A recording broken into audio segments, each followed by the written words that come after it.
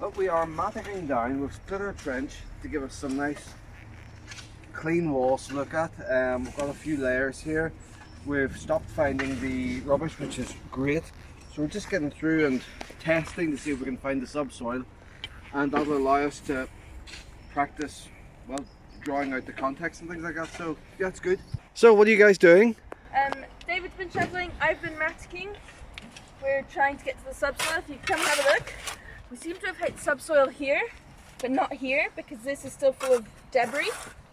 So we're trying to see how far down this goes, because there might be some sort of feature, we don't know. But even if not, then we get to learn how to kind of plan this out and draw it all out. And even if we aren't finding anything, we are still like learning the techniques to do this. We learned how to trowel, we've learned how to kind of lay out our trenches. We've learned the proper techniques. Just going to take a moment to admire the sides of your trench, Yep, which David's are definitely very good at edging the trench. definitely the cleanest of all of us, I think. David has really found his niche here. Yep. We've had to dig around our tyre, which will be fun to draw. Ooh, yeah. And we've had to leave some of the soil under the boulder so that the boulder does not fall in on us. Health and safety. Yeah. Yeah. Perfect. Thanks, guys. I'm mannequin. What are we looking for? Something. Something that's not modern rubbish? Yeah. Something that's not a brick. Yeah, because all we're finding is bricks at the moment. But we've got to clean it. Okay, Ryan, what have you found? We found some bone. It's very, very badly preserved. It's really delicate, really falling up. It's quite smallish, so it could be pig or sheep. Quite stocky, so possibly pig. So, what are we all doing here? We are doing measurements for context drawings. So this would be this part of the slope and the distance from our line in the trench to the line on the wall.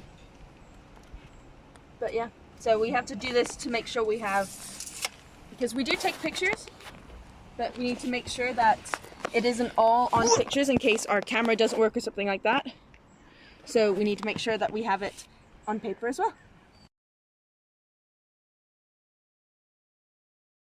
Okay, so today I found the burning layer just sort of kept going down and down and down and down. And as part of that burning layer we found a bunch of sort of interesting stuff. Some sort of brick, which is still relatively modern because they're all machine cut. This big chunk of pottery here, probably from like a plate or something. Porcelain. Bits and pieces of different glass, like that. And sort of several wee bits of sort of iron, sort of nails or something there. And also very, very small sort of bits of animal bone, maybe from a rabbit. So that's the wee vertebrae there, and that's the bone that I don't know the name of. My next sort of step after this is, if you can see in there's a bit of a lower area. I'm going to be excavating all of the rest of this down until we're at that layer, and to hopefully see if we can find sort of the next sort of layer underneath all this burning stuff. The best case scenario would be to find sort of a metal surface that's turned up in Maya and Oran's trenches, that's just ahead of me there, but we don't know what's down there until I get there. So yeah, that's where we're at the minute. Oh, and also, this is just from yesterday, we found several sort of bits of animal bone, also from this burning layer. So this is some sort of cattle joint socket thing. This bit is a bit of a pelvis, I think. And there's this bit here that's just a wee thing of something. I don't know what that might be, but it's a wee fragment of something.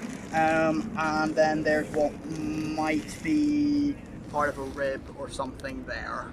That's the last wee bit there.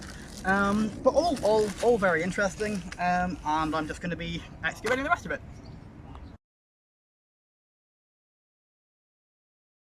So we're in area 3, and this is Trench B I'm working at the moment. So I'm just going to talk about the roots first. So the reason we're leaving them is that we're in a tree protection zone. So these roots could possibly be from like a 200-year-old tree.